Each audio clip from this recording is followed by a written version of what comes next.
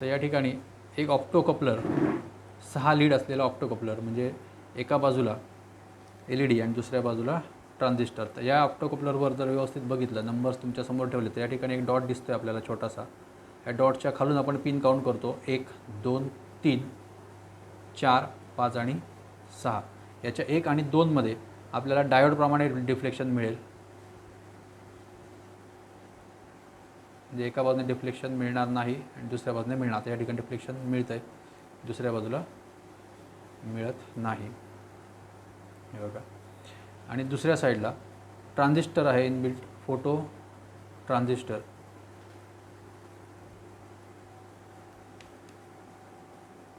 Regular ट्रान्झिस्टरप्रमाणेच याचं deflection आपल्याला मिळणार नाही. हे बघा.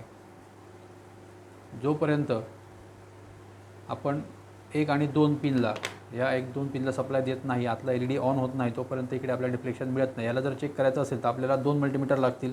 एका मल्टीमीटरने या 1 आणि 2 पिनला सप्लाय द्यायचा आणि दुसऱ्या साईडने मल्टीमीटरने त्याची कंटिन्युटी चेक करायची. सप्लाय दिल्यावर कंटिन्युटी मिळेल, सप्लाय काढून घेतल्यावर कंटिन्युटी मिळणार नाही. याचा अर्थ हा चांगला आहे.